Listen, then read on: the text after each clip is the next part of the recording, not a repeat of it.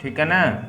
दूसरे का पहला क्वेश्चन, दूसरे का पहला, दूसरा है, दूसरा। इसमें दूसरे में बोल रहा है दो क्रमागत धनांक लिख लो पहले। दो क्रमागत धनात्मक पूर्णांकों का गुणनफल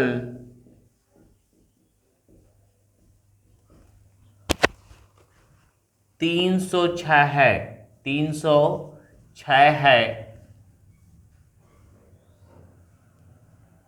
तो पूर्णांकों को ज्ञात कीजिए, पूर्णांकों को ज्ञात कीजिए। देखिए ध्यान से, पूर्णांकों को जब ज्ञात करना है तो इसमें ध्यान रखना है कि हमेशा इस प्रकार का क्वेश्चन है, ये थोड़ा सा इंपॉर्टेंट भी है। क्या है? इंपॉर्टेंट भी है।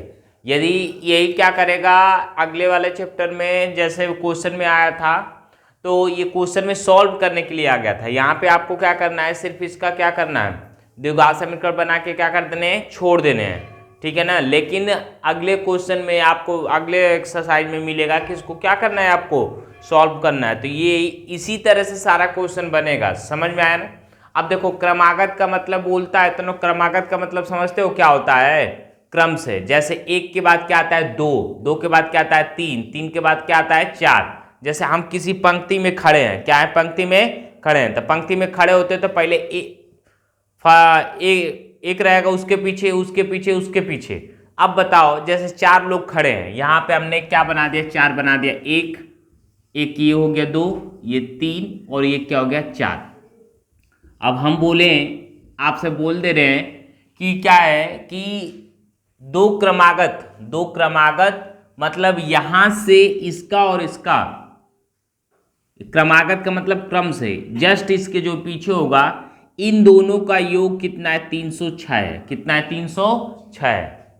योग दिया कि गुणनफल, गुणनफल 300 क्या है, 6 है। अब बताओ, अब हमारा यही क्रम का मतलब यही ना है, यहां से यहां गए, यहां से यहां गए।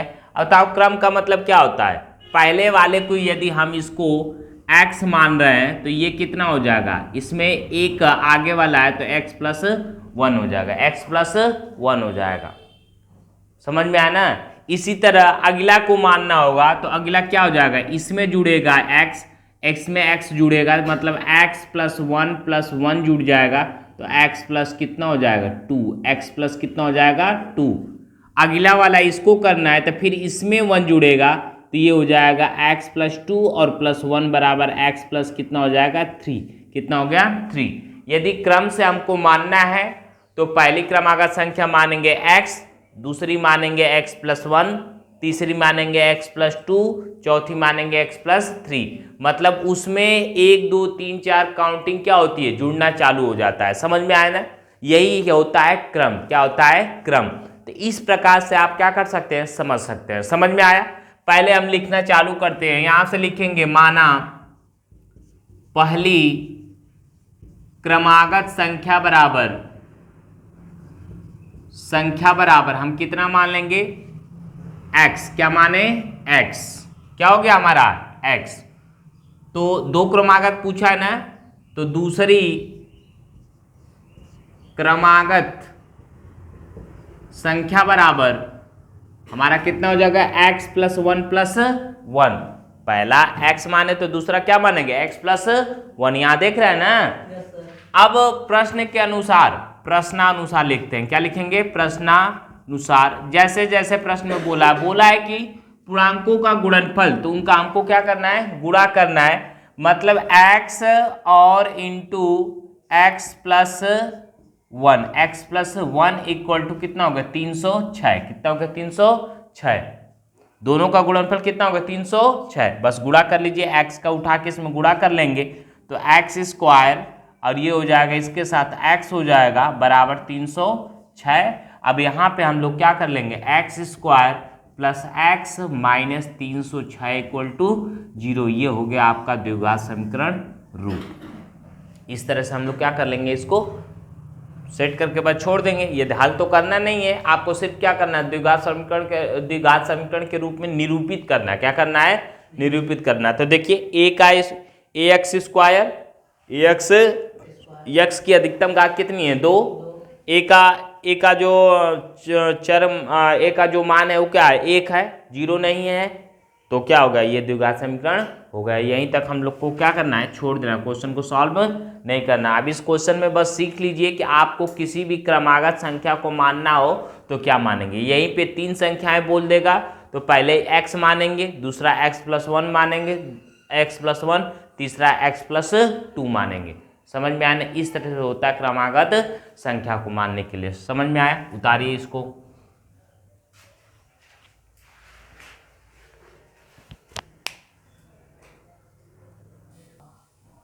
हो गया? अब देखो दूसरा क्वेश्चन है, दिया है, इसमें देखो थोड़ा सा ध्यान रखना है। जैसे दिया है रोहन की माँ, इसमें दिया है क्वेश्चन में, देख लीजिएगा बुक से, रोहन की माँ उससे 26 वर्ष बड़ी है। क्या 26 वर्ष बड़ी है? और इनकी आयु का गुणनफल अब से 3 वर्ष पश्चात 360 हो जाएगा। 360 हो जाएगा। हमें रोहन की वर्तमान आयु ज्ञात करनी है। क्या करनी है? रोहन की वर्तमान आयु ज्ञात करनी है। मतलब ध्यान रखना है कि यहाँ पे सबसे पहले नंबर आप देखिए ध्यान से कि वर्तमान आयु के लिए ध्यान रखना है। यहाँ पे बोला है कि रोहन की माँ उससे 26 वर्ष बड़ी है। यदि हम आपको यहाँ से रोहन की आयु मानते हैं, रोहन की आयु बराबर कितना मानेंगे, x। कितना मानेंगे? रोहन की वर्तमान आयु बराबर कितना मान लेंगे, x वर्ष। कितना मान लेंगे, x वर्ष। तो माँ की आयु बराबर, माँ की वर्तमान आयु बराबर देखो यहाँ पे ध्यान रखना, बड़ी है इसका मतलब उससे क्या होगा, अधिक होगा। तो यहाँ पे हमारा क्या हो जाएगा, x+26 वर्ष। ये हो गया, ये हमारा ये वर्ष में हो गया। इसके बाद एक कॉन्सेप्ट को ध्यान रखिए, वर्ष वाला क्वेश्चन कभी भी लगाइए, आपको क्या बताएं कि वर्तमान पर बैठिए। किस पे? वर्तमान पे। आपको पश्चात बोल रहा है, मतलब पश्चात का मतलब होता है बाद, नहीं पश्चात नीचे रहेगा, पश्चात का मतलब है बाद। तो पश्चात का मतलब बाद बोलेगा तो यहाँ पे क्या होगा, प्लस होगा। क्या होगा? प्लस। अब पहले बोलेगा, क्या बोलेगा, पहले, तो हमेशा क्या रहेगा, माइनस रहेगा। क्या रहेगा? माइनस। ये सारा काम किसके ऊपर होगा, वर्तमान उम्र में से ही होगा। समझ में आया ना? आपको क्वेश्चन में क्या बोल रहा है, क्वेश्चन में बोल रहा है कि 3 वर्ष पश्चात 360 हो जाएगा यदि रोहन की माँ उससे 26 वर्ष बड़ी है। 26 वर्ष बड़ी है और उसकी आयु का गुणनफल अब से 3 वर्ष बाद 360 हो जाएगा। हमें वर्तमान आयु को ज्ञात करना है 3 वर्ष बाद। तो 3 वर्ष बाद की उम्र निकाल लीजिए। 3 वर्ष बाद की उम्र बराबर यहाँ पे लिखिए रोहन की उम्र इक्वल टू 3 वर्ष बाद बोल रहा है, इसमें भी 3 वर्ष जोड़ लीजिए, x प्लस क्या हो जाएगा 3, x प्लस 3 वर्ष हो गया। और यहाँ पे माँ की वर्तमान आयु, तो माँ की उम्र बराबर 3 वर्ष बाद इसमें भी कितना जुड़ेगा, 3 वर्ष जुड़ जाएगा। तो x प्लस 26 और प्लस 3 जोड़िएगा तो x प्लस कितना हो जाएगा 29। कितना हो जाएगा 29। ये हो गया ये वर्ष। अब इसके आगे आपको क्या बोल रहा है कि दोनों का गुणनफल 360 हो जाएगा। क्या हो जाएगा 360 हो जाएगा। तो मतलब अब हम प्रश्नानुसार चलेंगे। प्रश्नानुसार तो प्रश्न में जैसे कहता है कि बोला है कि 3 वर्ष बाद दोनों का गुणनफल कितना हो जाएगा 360, तो x प्लस 3 और into x plus 29 equal to कितना हो जाएगा 360। क्वेश्चन में जैसे बोलता है वैसे ही करते हैं, समझ में आया ना। बोल रहा है गुणनफल तो गुणनफल बोलेंगे, यदि बोलता है कि दोनों का योगफल हो रहा तो योगफल लिखते, दोनों का अंतर पूछता तो बड़े वाले में से छोटे वाले में से घटाते, मतलब माँ की उम्र में से बच्चे की उम्र को क्या करते घटाते। तो जैसा कंसेप्ट बोलता है उसके अनुसार हम लोग करते हैं। लेकिन सबसे पहले आपको कहाँ पे रहना है वर्तमान पे, किस पे रहना है वर्तमान में। बिना वर्तमान पे रहेंगे तो कोनो क्वेश्चन लग जाएगा, समझ में आना। वर्तमान पे खड़े होइए, पहले उसको देखिए कि क्वेश्चन क्या कह रहा है, पीछे की तरफ जा रहा है कि बाद के, अरे पहले जा रहा है कि बाद जा रहा है, समझ में आया ना। तो इस तरह से क्वेश्चन क्या हो सकता है लग सकता है, समझ में आया ना।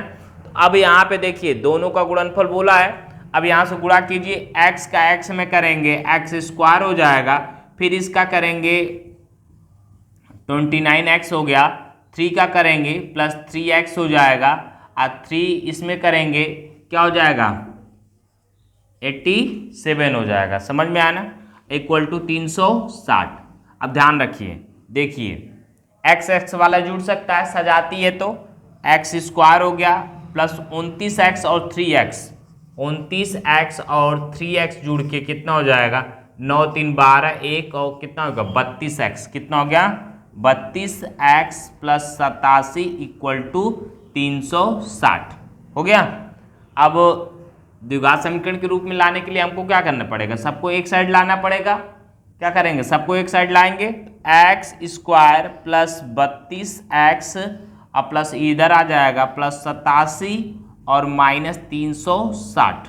अब घटा लीजिए, 360 में 87 घटाइए, 10 3 आ गया, 5 15 7 आ जाएगा, मतलब ये कितना हो जाएगा, यहाँ पे अब आ जाइए, ये 0 हो जाएगा, ये एक्स स्क्वायर प्लस 32x ये दोनों माइनस करे हैं तो हम लोग का आंसर किस में आएगा, माइनस का चिन्ह अधिक है तो माइनस कितना हो जाएगा 273 इक्वल टू 0। ये हमारा क्या बन गया, द्विघात समीकरण के रूप में हमको क्या करना था, निरूपित करना था। बस यहीं तक हम लोग क्या कर देंगे, इसको छोड़ देंगे। नोट करिए इसको।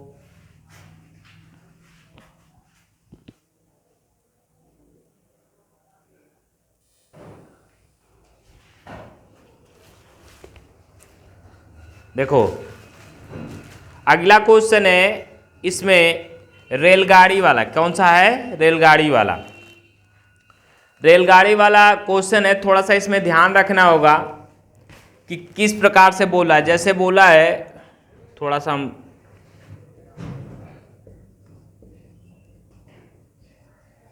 रेलगाड़ी 480 किमी की दूरी समान चाल से तय कर रही है। क्या है, तय कर रही है। यदि इसकी चाल 8 किमी प्रति घंटा कम होती है, 8 किमी प्रति घंटा क्या होती है, कम होती है, तो उसी दूरी को तय करने में 3 घंटा अधिक समय लेता है। अब हमें रेलगाड़ी की चाल ज्ञात करनी है। देखिए ध्यान से, पहले जो चाल थी उसमें क्या कर रहा है, 8 किमी प्रति घंटा क्या कर रहा है, कम कर दे रहा है। तो जो समय था पहले आ रहा था वो समय से क्या करेगा, 3 घंटा अधिक समय लेगा, समझ में आया ना।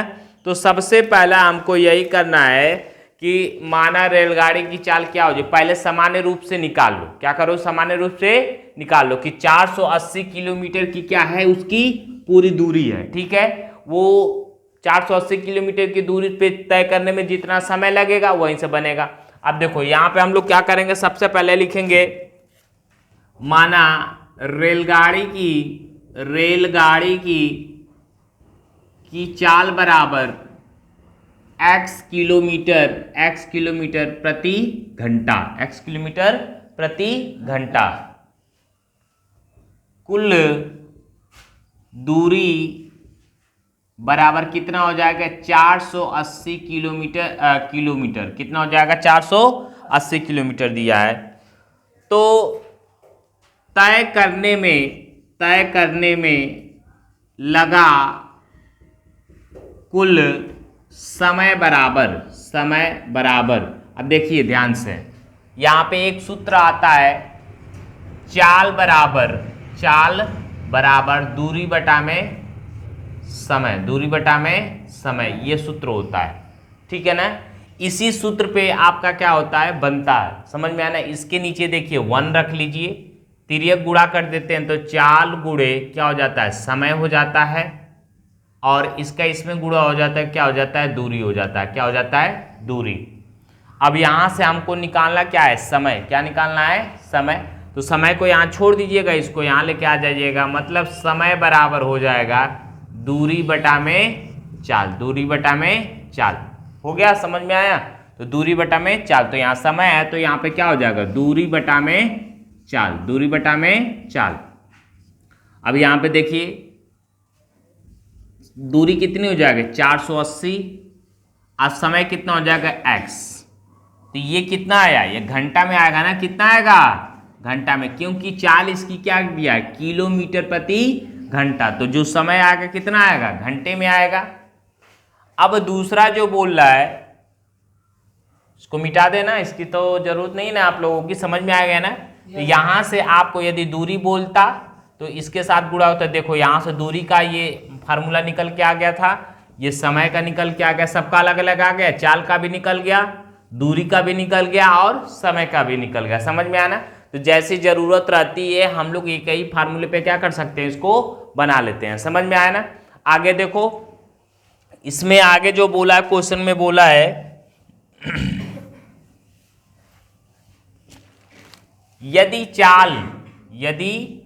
चाल 8 किलोमीटर प्रति घंटा कम कर दी जाती है तो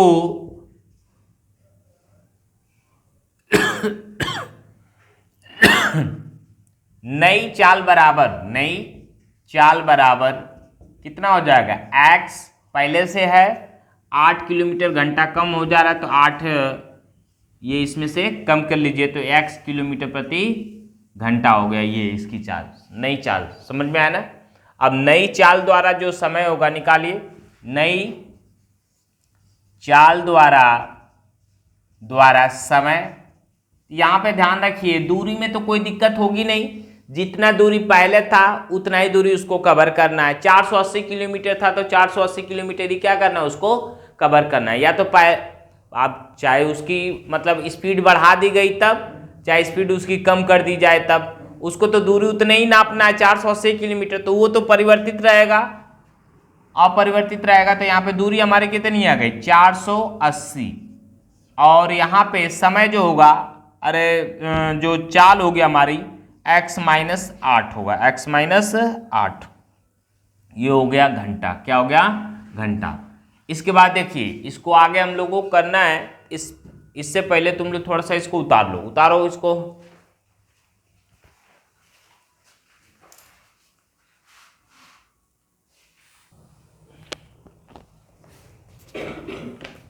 आगे देखो यहां से कैसे करेंगे, यहाँ पे क्वेश्चन को थोड़ा सा ध्यान से देखिएगा, ऊपर से जैसे जैसे जरूरत होगी वैसे वैसे हम मिटाते चले जाएंगे। देखिए यहाँ पे बोला गया है कि कुल समय जो है वो कितना लग रहा है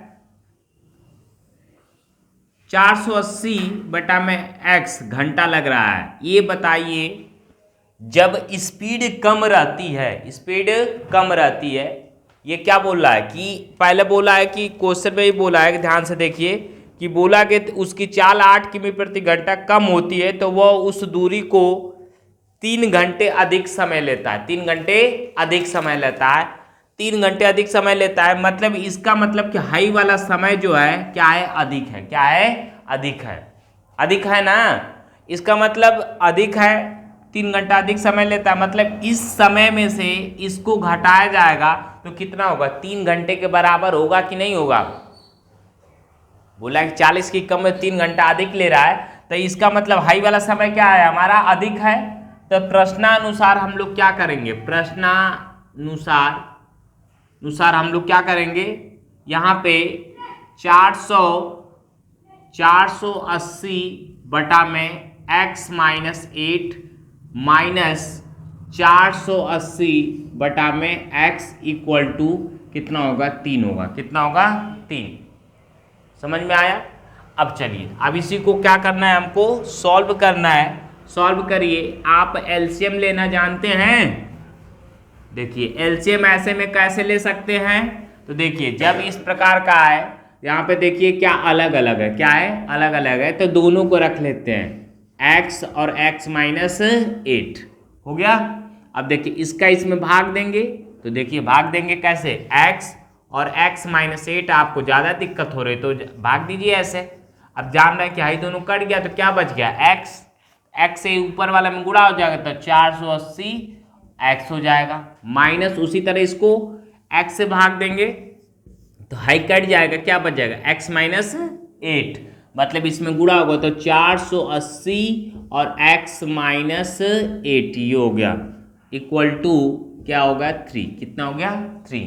अब चलिए क्वेश्चन को करना है, करते रहिए। ऊपर वाले को 480 x माइनस, अब इसका इसमें गुणा करिएगा तो 480 x आ गया, फिर इसका गुणा होगा माइनस और माइनस कितना हो जाएगा, प्लस, इसका इसमें गुणा कर दिए 0, 8 8 जा 64, 6 कैरी 8 8 4 जा 32, कितना होगा 32 और 6 कितना हुआ 38 हो गया, पूरा हो गया नहीं। ये नीचे आइए, नीचे में इसका गुणा कर लीजिए, x square minus 8x equal to 3।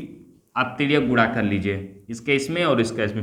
यहाँ पे देख लीजिए कुछ कट बढ़ रहा है, देखिए ये माइनस है, ये क्या है, प्लस है, ये कट गया, ऊपर क्या बचा, सिर्फ इसका इसमें गुणा हुआ तो 38 40 बचेगा, इक्वल टू इसका इसमें गुणा करेंगे तो देखो ऐसे लिख लो ब्रैकेट में, एक्स स्क्वायर माइनस 8x हो गया। गुणा करो 480, देखो ये कट रहा था, कटा दोगे तो थोड़ा छोटा हो जाएगा, इसको इधर ले आ लो, 3840/3 हो गया equal to x square minus 8x। देखो कट रहा है, कटाओ, 3 एकम 3, 3 दूना के 6, कितना बचा 2, 3 बटे 24 हो गया, 1280 equal to x square minus 8x हो गया। अब इसको हम लोगों को क्या करना है, एक साइड रखना है, तो एक्स स्क्वायर माइनस 8x है, इसको भी उधर लेके चले जाएंगे, माइनस 1280 बराबर कितना